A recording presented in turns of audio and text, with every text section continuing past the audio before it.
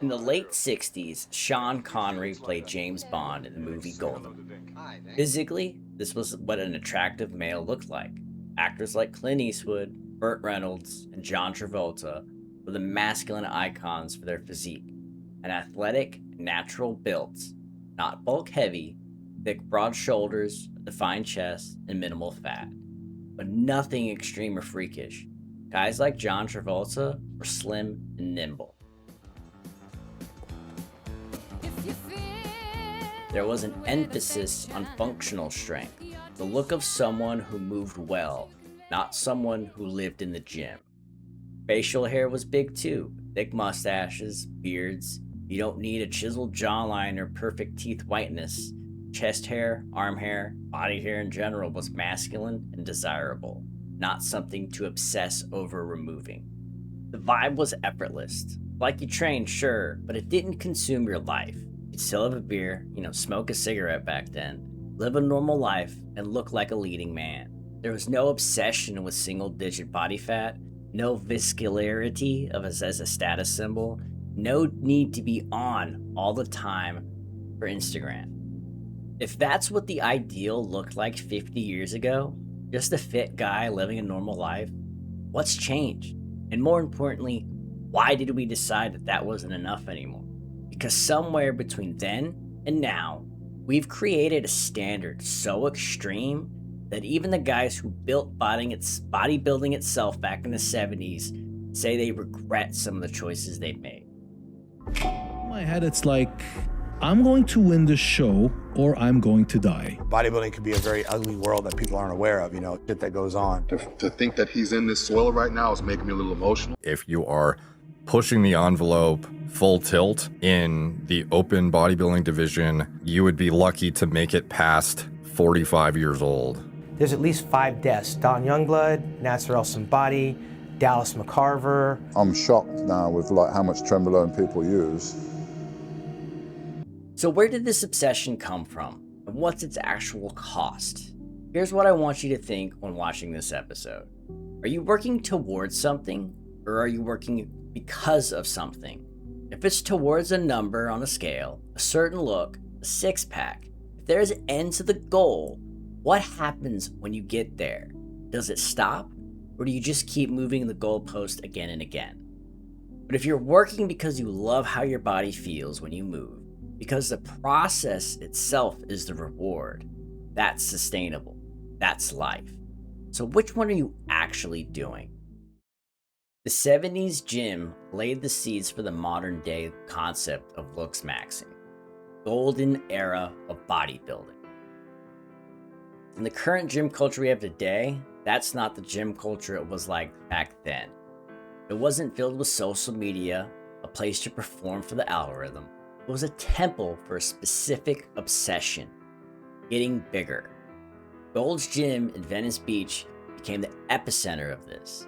This was the area when bodybuilding transitioned from a carnival strongman to something more systematic, more organized, and more achievable for the regular people with dedication and iron. Very masculine properties, if you ask me. What changed was access. Gyms were becoming more common, weights were cheaper, knowledge was spreading through magazines like Muscle and Strength. A 15-year-old kid in the 70s could walk into a local gym and suddenly have a roadmap. Lift heavy, eat big, get big. It was simple, it was tangible. And for the first time, it felt like anyone could chase what they wanted if they worked hard enough. But here's the thing, as the money started pouring in, as the endorsement deals and supplement contracts turned bodybuilding into a real business, the incentive shifted. It wasn't just about being the best anymore.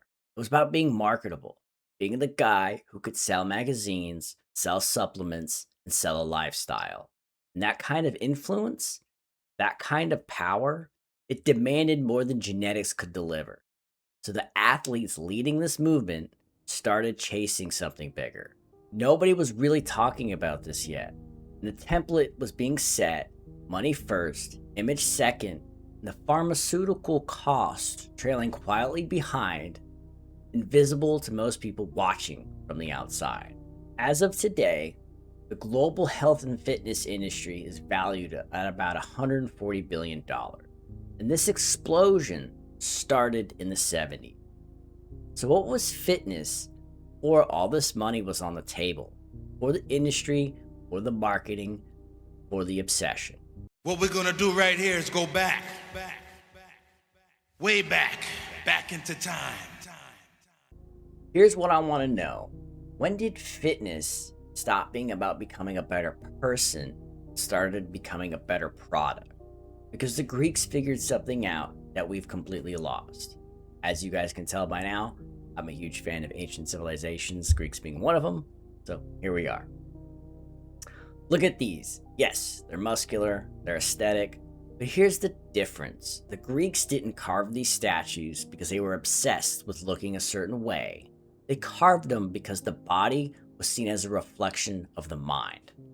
The gymnasium, the exact word where we get the gym from, literally means naked place. I believe that's in Greek. Could be Latin, but I'm pretty sure it's in Greek. It wasn't a gym in our sense. It was a school. Athletes trained completely naked.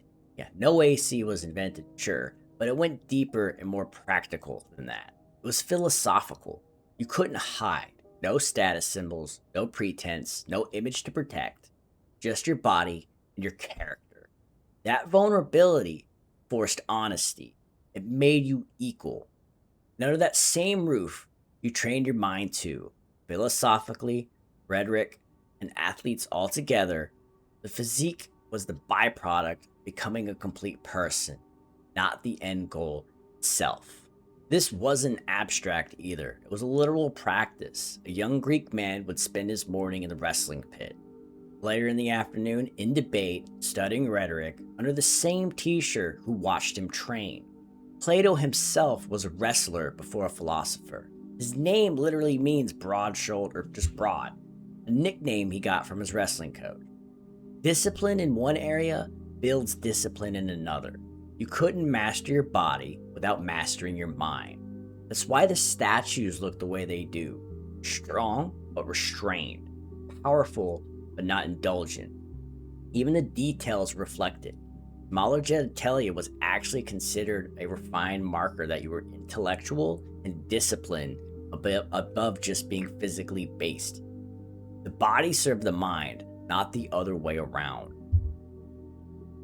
Fast forward 2,500 years. We've inverted it all. Bigger is better. More muscles mean more status. I mean, we're selling erectile dysfunction pills all the time now. They're being promoted and pushed onto us. We've gone from celebrating the triumph of the mind over the body to worshiping the body as the mind itself. We had 2,500 years to remember what the Greeks knew, and we didn't.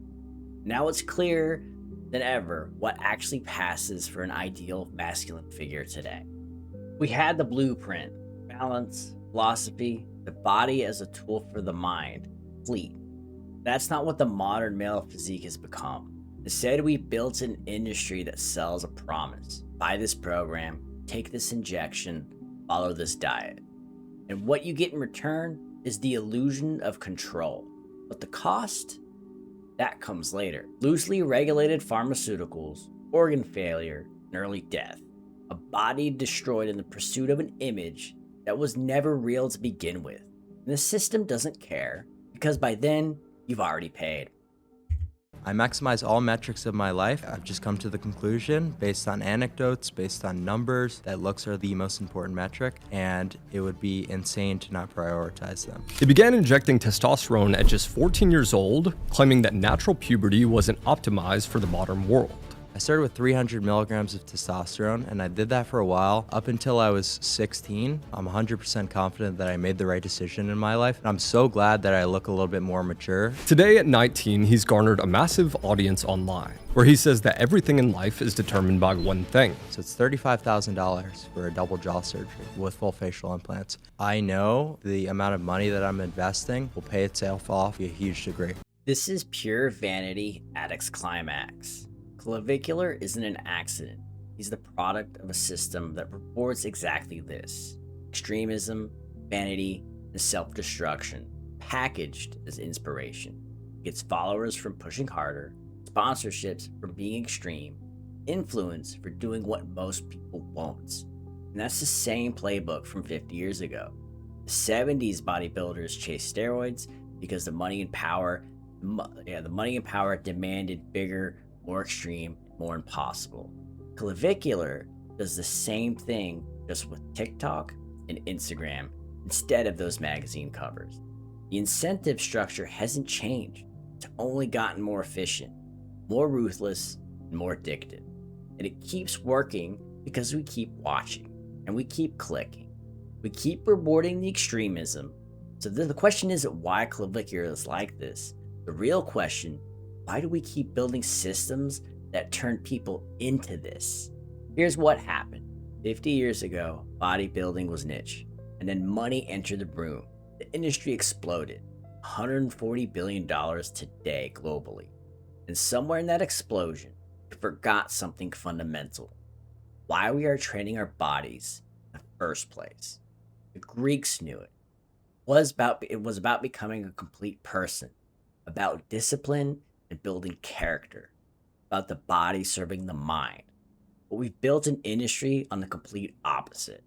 We made fitness about vanity, about commodification, and about chasing an impossible image.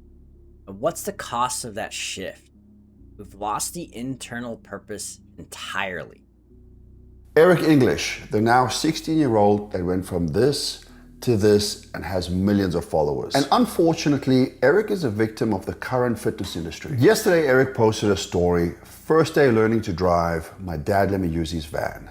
Nice. The very next story, my peptide source, code Eric. And when you click on the link, it says, are you 21 or older? The fucking irony of this.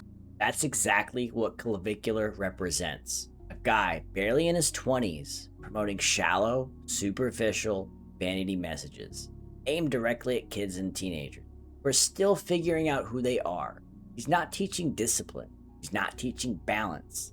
He's reinforcing the same exact lie the industry's been selling for 50 years. That your worth is measured by how you look. So kids don't train to feel strong or capable anymore. They train because the world's convinced them their body is their value. That's not fitness. That's self-destruction dressed up as self-improvement. So where does that leave the rest of us? Because I'm not a bodybuilder. I'm never going to be able to bench 220 or squat 400 pounds. And for a long time, I thought that meant I was failing or not working hard enough. But somewhere along the line, I've realized I was asking the wrong question. Oh my God, bro. Oh, hell no, man. What the fuck, man? All right, so as you can see, I can't bench much, but it's no biggie. Hey, I can at least do my own body weight, so there's that.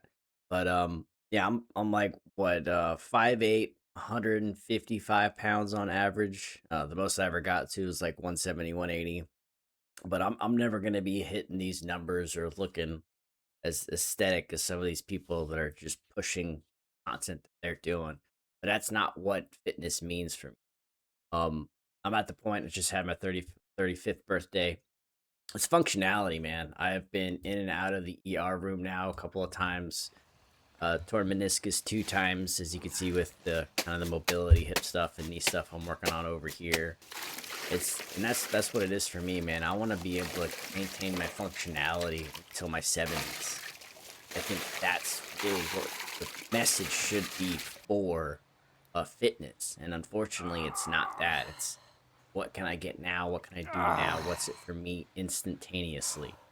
And I don't know. My personal fitness journey has definitely been quite wild over the years. I thoroughly enjoy my ice baths, as you guys can tell. And, you know, back in 2019, I ended up running a ultra marathon. This was my first ever race. Never done a 5K before this, and ended up running 62 miles, I believe. I think that's what's up here, in about 17 hours. And I was thrilled with how that came out. I was ecstatic with that. Cloud 9 for a week. And this was like the most physically comfortable I've ever been since. So a little bit, it's been a couple of years since then, but that's where my goals are for this, why I will lift, train, and work out now. So appreciate it.